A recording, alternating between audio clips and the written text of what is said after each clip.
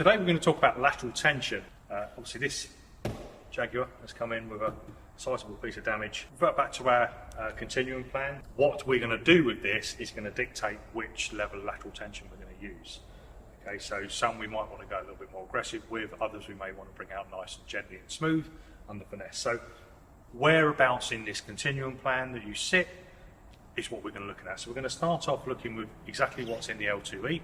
So we're going to use what we've already got in your system, and then we're going to explore some of the other versions as well. First thing we want to do when we look at this, we absolutely need to assess and analyse our damage, because we just look at this and you think, okay, it's a fairly straightforward dent, a little bit of paint cracking at the top, so we're going to know this is going to need paint. Just by bringing light in at 90 degrees, we turn that on, all of a sudden all of this extra damage over here starts to show up. You can see lines where it's gone around the top box section. If I turn that off, you lose all of that.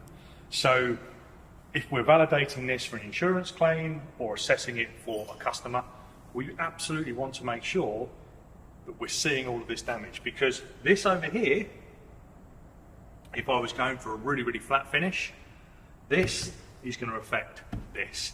So this is the main source of impact, but this crown across the bottom here, all the way across, and if we turn that light back on, you can see it's just caught the side impact beam. So when I say it's just caught the side impact beam, the outer skin has just ever so slightly bent around it. It hasn't damaged the interior intrusion beam or anything like that. That's something we do want to pay attention to. If there is any damage to the extrusion beams, we want to make sure that that is looked at in the OE procedures to make sure that if the methods state that it cannot be repaired, we do not repair it. So we need to follow the OE methods on this one. This one has only just touched it. It's barely enough to damage the skin, so I know the intrusion beam's actually fine. The other thing we want to do, we need to think about, we often talk about how we reverse damage, but we need to think about this. What typically we would do is maybe come in with a glue tab in here, and then just pull. Okay. So what's happened with this damage is as it's gone in, and I can see a footprint here, so I'm assuming it's being kicked. As the damage has gone in, it has pulled the door this way and then spread the door that way.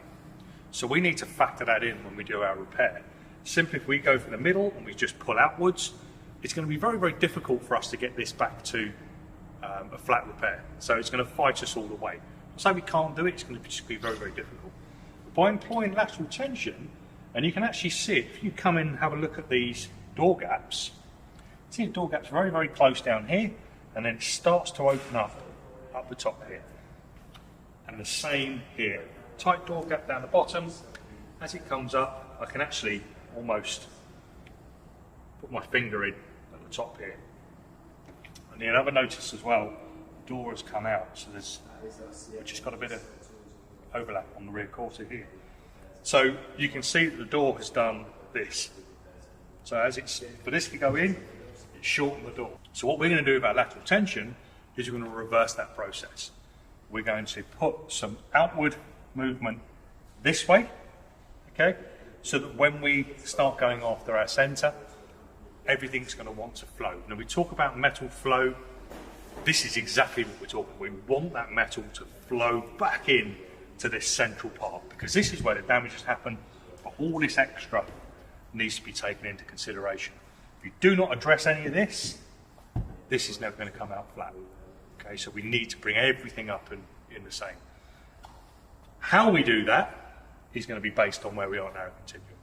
Okay, so now we've assessed our damage, we're going to look at how we're going to affect the repair.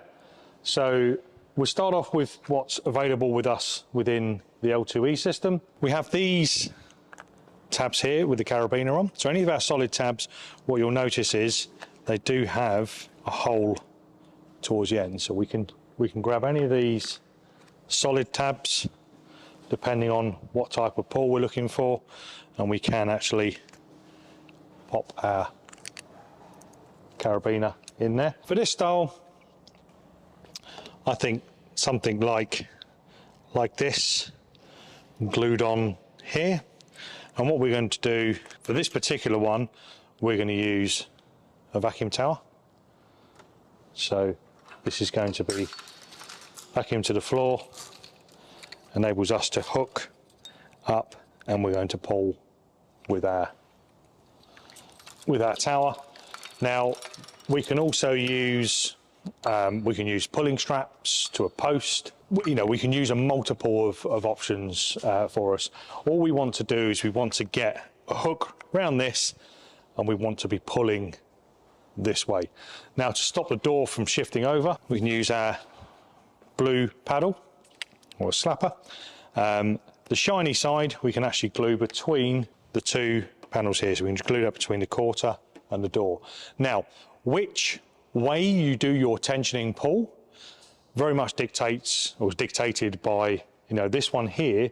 Obviously I've got this fair protrusion on the door, so I would be better off putting my tab this end and pulling this side and gluing between these two doors, because these are a lot flusher. Right. The reason we're going to glue paddle between here is to stop the door from shifting over. Obviously, as we start putting tension on this side, what we want to do is we want this door to be held, and we just want that tension to pull. Now, how much tension? You don't need as much as what you think. We are not trying to just merely pop this damage by use of lateral tension. Not say it can't be, but what we do want to be mindful of is inside our interiors. Obviously, we have any bonding on here where the outer skin's bonded to the inner skin, and we put a tab on here and we start using a huge amount of lateral tension. You know, there is a case, if you imagine, there's our frame, there's our door skin, and we start to lateral tension, there is a chance that we could start to split that seam. All right, so we want to work well within the OE guidelines. So what we're going to do, we're going to use lateral tension to help us. We're going to create flow. We're not going to force. We've got the aggressive moves, we've got the precision moves. We really, where possible, want to be trying to move up towards the more finesse end of the continuum. Not to say we can't do it via the lower end, our risks are much, much higher. So if you notice on our LTT beams, we actually do have a tension gauge set up on the beam.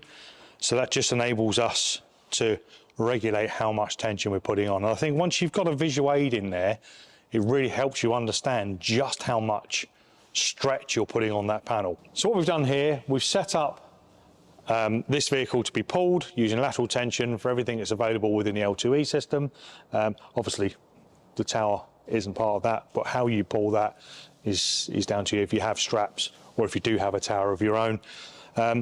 What you'll notice about this tower is, although we do have a ratchet on there, we have the infinite adjustment as well. So what we don't want to be doing is, with a ratchet, typically you're going to get an overpull, underpull, overpull, underpull. So you're actually going to put more tension in there than you originally intended, because you're going to pull it tight and then it's going to slack as it drops down on the ratchet.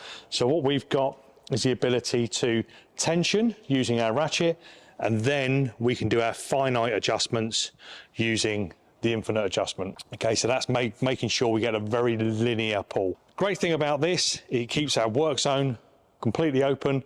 Obviously, you are restricted to having something to pull from, a post. If you have two posts, even better, you can put one of these tabs on either side and pull them. So there is our first option of lateral tension.